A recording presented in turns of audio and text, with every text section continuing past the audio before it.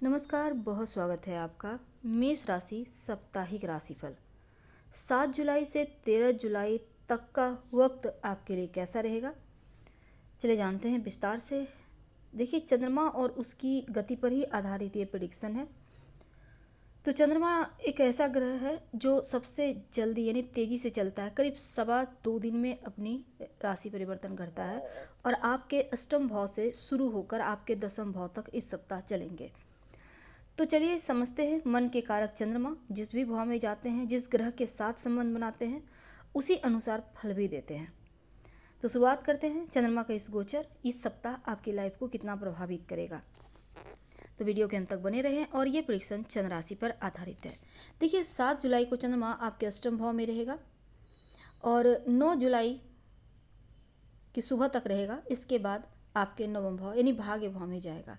तो देखिए, अष्टम भाव में चंद्रमा अच्छा नहीं माने जाते और यहाँ पर नीच के भी होते हैं। तो ऐसे में क्या होगा ना, थोड़ी सी सेंसिटिविटी ज़्यादा रहेगी और मंगल का प्रभाव है, अंगारक दोष बनाकर यहाँ पर। तो ऐसे में अष्टम भाव का खुद मंगल का है। तो अब देखिए क्या होगा, अनिश्चिततापूर्ण स्थिति रह सकती है।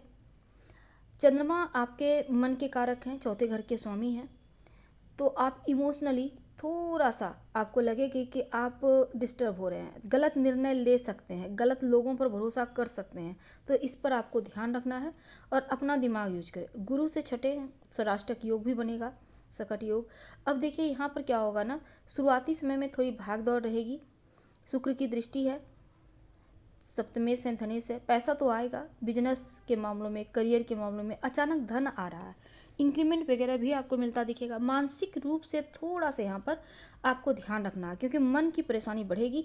मंगल का प्रभाव है, ऐसे में क्रोध आ सकता है, फ्रस्ट्रेशन भी हो सकता है। मानसिक चीज़ों पर ध्यान दें, ध्यान योगा करें, पॉजिटिव सोच रखें तो अच्छा रहेगा। और किसी पर भी आंखें बंद कर भरोसा ना करें, इसका ध्यान रखिएगा, आपके लिए बहुत अनुकूल रहेगा, नहीं तो यहाँ पर नुकसान होगा। हाँ, यहाँ पर धन के मामलों में आप लकी रहेंगे, धन आएगा। लव लाइफ में भी थोड़ा पेशेंस आपको दिखाना होगा और वैवाहिक जीवन ठीक है, बड़ा टेंशन नहीं है, लेकिन अब तक आप एक दूसरे को समझने लगे हैं तो यहाँ पर बेहतर है। जो विद्यार्थी हैं, पढ़ाई लिखाई के मामलों में थोड़ी सी मन की समस्या है, तो ऐसे में गायत्री मंत्र जरूर पढ़िए, भगवान सूर्य को प्रणाम करें। स्वास्थ्य के मामलों में खासकर जो लोग को पहले से प्रॉब्लम है डायबिटीज़ का या फिर ब्लड प्रेशर का, उनको थोड़ा ध्यान रखना है। और अब हम बात करते हैं 9 जुलाई से चंद्रमा आपके नवम भाव में आ जाएंगे। अब यहाँ पर धनु में और चंद्रमा यानी कि धनु में, और 11 जुलाई तक यहाँ पर चंद्रमा रहेंगे आपके नवम भाव में। तो देखिए, नवम भाव में चंद्रमा के आने से केमद्रुम योग बनेगा और ये योग वैसे तो राहु का प्रभाव, थोड़ा सा शनिदेव का। ऐसे में क्या होगा ना, अष्टम से चंद्रमा तो भले ही निकले हैं लेकिन नवम भाव में आएंगे, गुरु की दृष्टि है, गजकेसरी योग बनेगा, सूर्य की दृष्टि है। तो यहाँ पर स्थिति आपके लिए फेवरेबल है। सूर्य लक्ष्मी स्थान के स्वामी है, गुरु भी लक्ष्मी स्थान के स्वामी है। ऐसे में भाग्य का यहाँ पर साथ मिलता दिखेगा। तो सप्ताह के मध्य में आपका भाग्य साथ देगा। शुरुआत में भले ही थोड़ा सा डिस्टर्ब था और यहाँ पर बहुत ज़्यादा जो काम को लेकर कुछ आपके हर कार्य जैसे डिले हो रहे थे, अनिश्चितताएँ थी, वो समाप्त होंगी। शनिदेव की 10वीं दृष्टि है, तो ऐसे में थोड़ा सा आपको सतर्क रहना होगा। हालांकि चंद्रमा और शनिदेव की दृष्टि पंचम से पंचम, ऐसे में ओवर थिंकिंग वगैरह से बचिएगा, ये बहुत आवश्यक है। अगर आप इससे बच जाते हैं, सोच समझ कर निर्णय लेते हैं, तो सप्ताह का मध्य आपके लिए फेवरेबल रहेगा। और थोड़ा सा ओवर थिंकिंग से तो बचना ही है, इसलिए गायत्री मंत्र हर कोई पढ़िए ताकि सही समय पर सही डिसीजन ले पाएँ।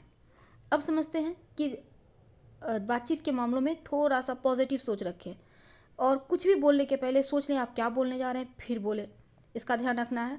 लव लाइफ बहुत अच्छा रहेगा, एकदम से प्रेम बढ़ेगा, एक दूसरे को आप समझेंगे। वैवाहिक जीवन में एक दूसरे को समझने का, समय बिताने का, शॉपिंग करने का मौका मिलेगा। जो विद्यार्थी हैं उनके लिए समय अनुकूल है, भाग्य का साथ मिलेगा। स्वास्थ्य के मामलों में जो समस्या थी उससे आपके मुक्ति हो रही है, लेकिन अपने हड्डियों का थोड़ा ध्यान रखिएगा, इसका भी ध्यान रखें, बहुत आवश्यक है। 11 जुलाई से 13 जुलाई तो जो चंद्रमा है आपके लिए दसम घर में यानी मकर राशि में आएंगे और सप्ताह के अंत तक यहीं पर रहेंगे। तो चंद्रमा का दसम घर में आना अच्छा है और केमद्रुम योग भी बनेगा। तो ऐसे में धीरे धीरे करके चंद्रमा की स्थिति बेहतर हो रही है और शनिदेव की राशि में है, तो ऐसे में क्या होगा, अष्टम से निकल गए हैं, शुरुआत भले ही गड़बड़ था लेकिन का समय आपके लिए फेवरेबल है। तो दशम में चंद्रमा आएंगे तो हर कार्य आप जांच परख कर करेंगे, निर्णय लेने में सतर्कता बरतेंगे और धन भी बचेगा। क्योंकि दशम घर में है चंद्रमा तो चौथे घर के स्वामी हैं। तो ऐसे में क्या होगा, प्रॉपर्टी खरीदने के योग बनेंगे, लेकिन कोई गलती ना हो इसलिए फोकस होकर काम कीजिएगा। खासकर जो लोग जॉब करते हैं, व्यवसायी भाई हैं, हर जगह ध्यान रखना है। कोई काम आपके हाथों से निकल गया है तो डरिए मत, वो फिर से आपके पास आ जाएगा। और इस समय एक और चीज़ है कि केयरफुल तो रहना है और ईगो मत दिखाइएगा, एकदम से झुक कर रहिए, क्योंकि फलदार वृक्ष हमेशा झुका रहता है और आप ऐसे हैं भी। बस थोड़ा सा ईगो पर कंट्रोल करें, छोटी छोटी बातों को इग्नोर करें, चिंता तो बिल्कुल भी ना करें, क्योंकि छोटी सी प्रॉब्लम अगर चिंता करेंगे तो वो बड़ा हो जाता है। इसका भी आपको ध्यान रखना है और पॉजिटिविटी लानी है, इस बात का भी ध्यान रखना है। वैवाहिक जीवन में थोड़ा सा ध्यान दें तो आपका रिश्ता और बढ़िया हो जाएगा। लव लाइफ बहुत खूबसूरत है। जो विद्यार्थी हैं, आप पढ़ाई लिखाई पे आपको ज़्यादा ध्यान रखना है, मेहनत कीजिए थोड़ा। और सप्ताह के अंत में थोड़ा सा कफ या फिर जैसे बारिश का मौसम है तो थोड़ा सा वायरस वगैरह का समस्या या स्किन की प्रॉब्लम हो सकती है, इसका ध्यान रखिएगा। हम आपसे विदा लेते हैं। पूरे सप्ताह हनुमान चालीसा का पाठ करके दिन की शुरुआत करें। जानकारी अच्छी लगे तो लाइक करें, सब्सक्राइब करें, शेयर करें, कमेंट करें। धन्यवाद।